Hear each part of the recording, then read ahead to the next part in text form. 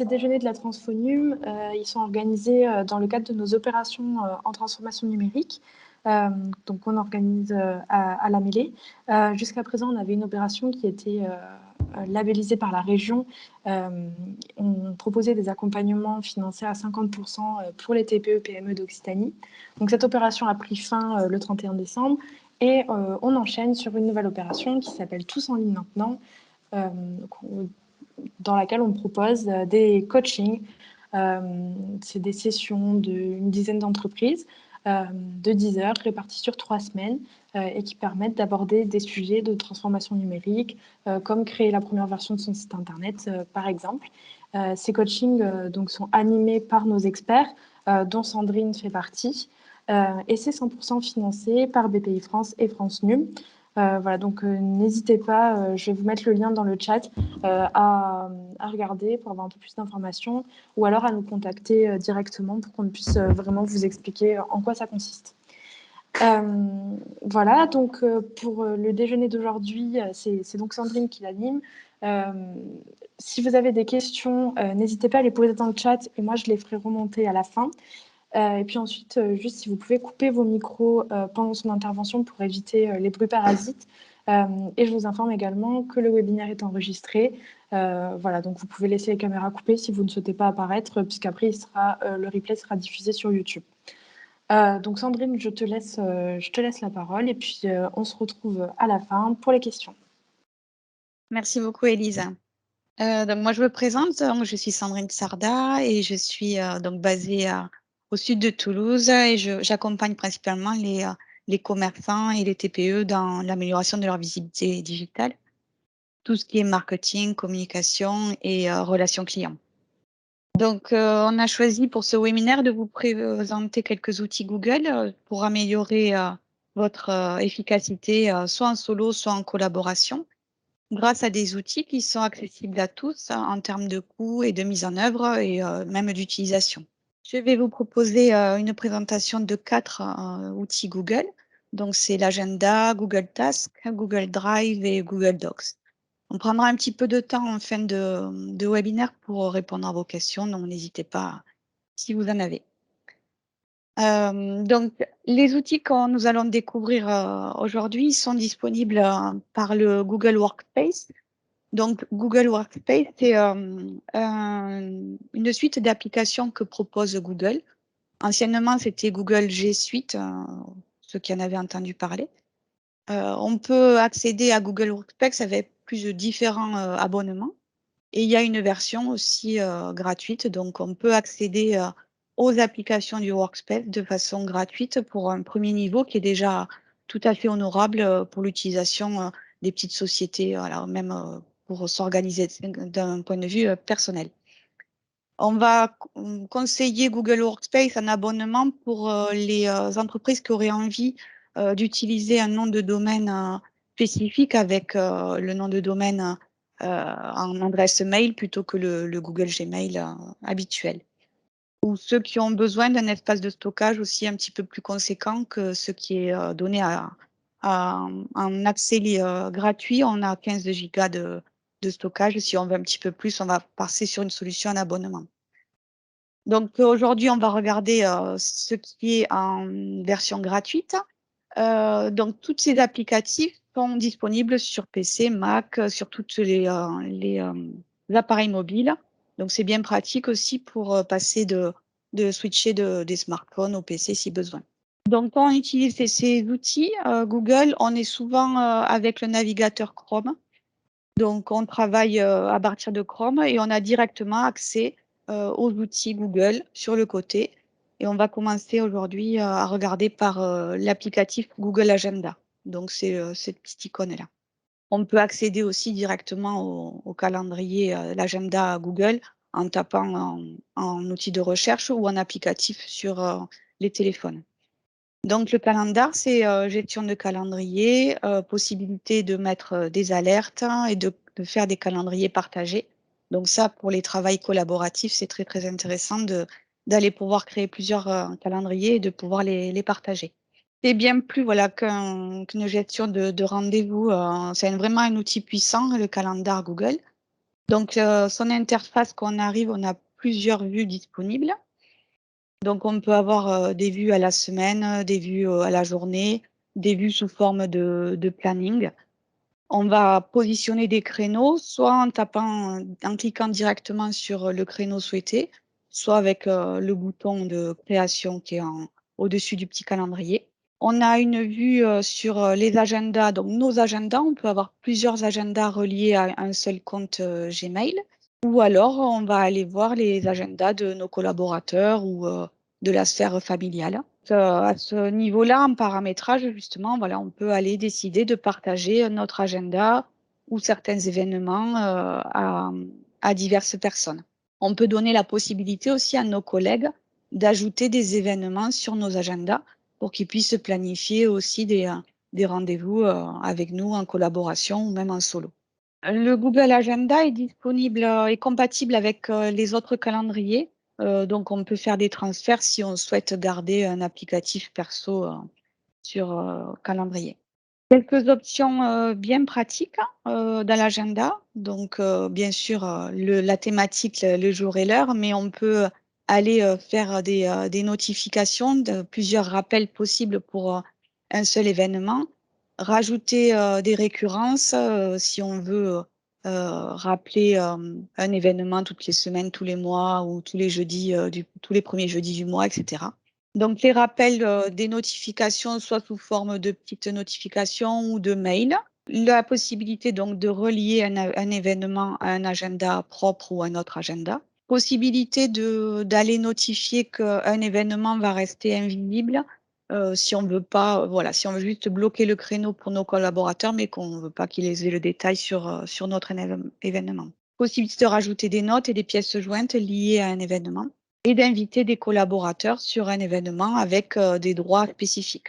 Option très intéressante aussi, on peut paramétrer notre agenda de manière à ce que tous les matins, à une heure très matinale, on reçoive un mail avec tous nos événements de la journée. Donc ça, c'est bien pratique pour ne pas être dans l'urgence au moment du rappel, mais bien planifier sa journée. Si on veut aller plus loin avec l'abonnement Workspace au niveau de l'agenda, avec les forfaits donc payants, on a la possibilité d'aller allouer des ressources ou des salles de réunion, d'aller pointer à ce niveau-là les ressources disponibles sur une journée, une semaine, etc. Donc ça, c'est les petites fonctionnalités supplémentaires avec Workspace. Depuis l'agenda, on peut créer, donc, comme on a vu, des événements par le bouton Créer, mais on peut aussi créer des tâches. Donc, ce qui nous amène à découvrir l'autre application Google d'aujourd'hui, de ce webinaire, c'est Google Tasks.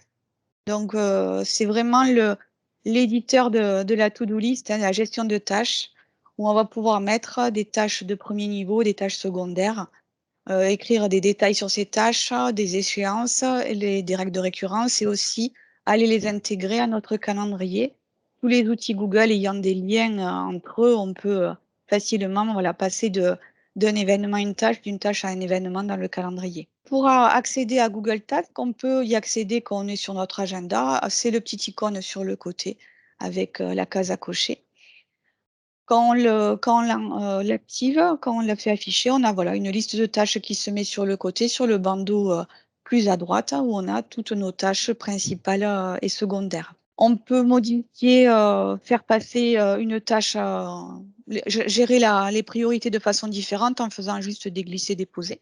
Et donc, on va pouvoir, au sein de Google Tasks, créer autant de listes que l'on souhaite, des listes de tâches différenciées. Et au sein de chaque liste de tâches, aller créer des tâches prioritaires et des tâches secondaires. On peut aller les horodater. À ce moment-là, elles se mettront directement aussi dans notre agenda. Quand on a fini une tâche, on va cocher la petite tâche comme quoi elle est faite. Ça va s'archiver. Les archives sont visibles dans Google Tasks.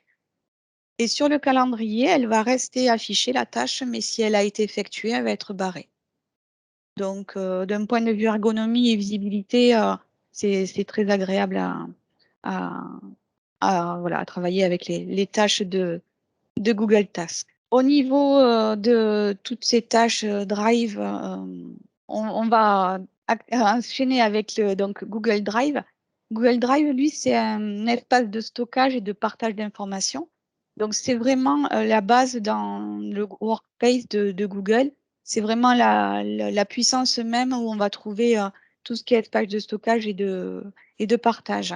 On va pouvoir collaborer avec nos collaborateurs, nos confrères au niveau du partage de fichiers.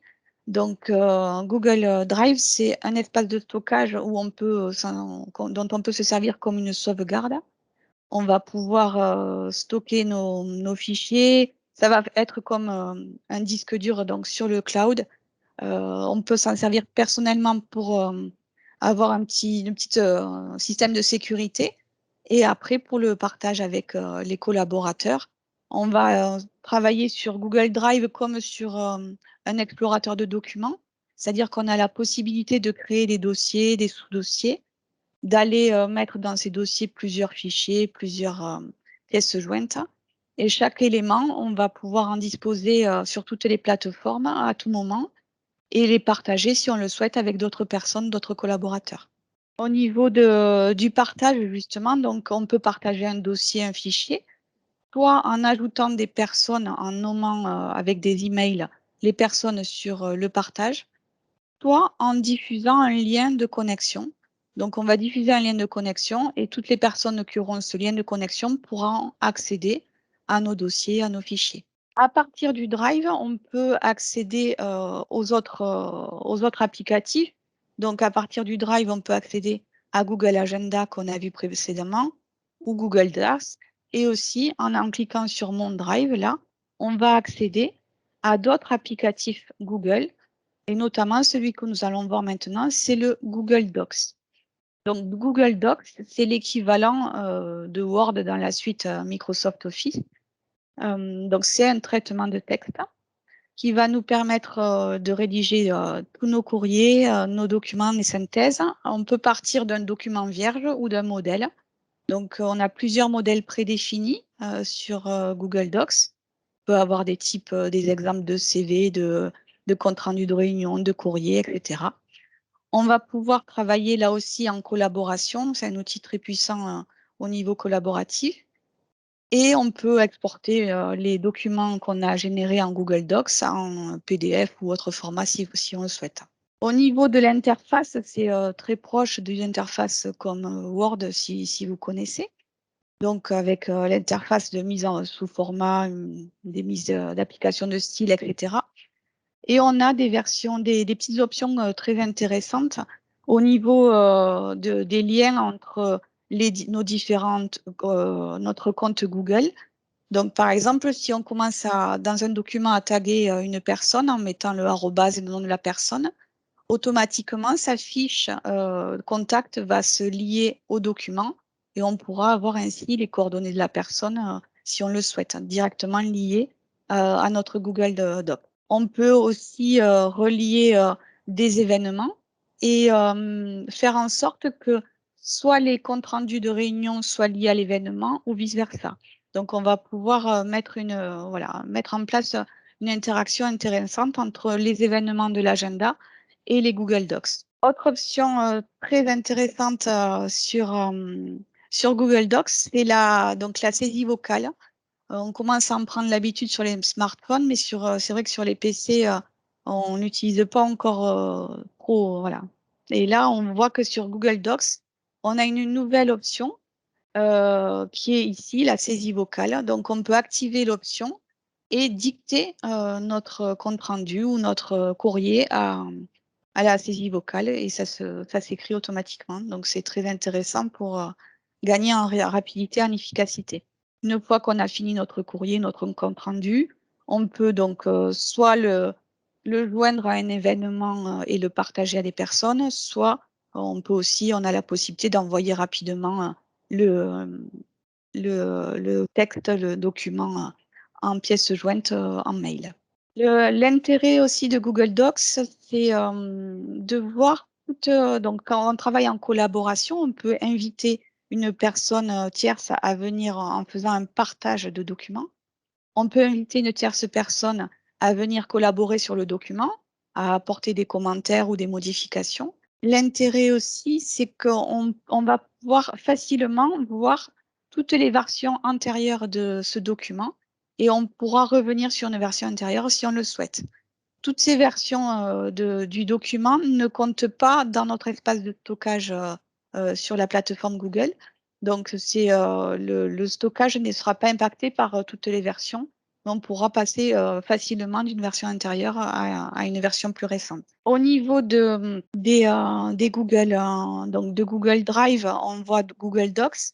Et au niveau de Google Drive, on peut aussi accéder comme Google Docs, à d'autres applicatifs Google qui vont faire écho à la suite Microsoft Office qu'on connaît avec les équivalents d'Excel, PowerPoint, etc.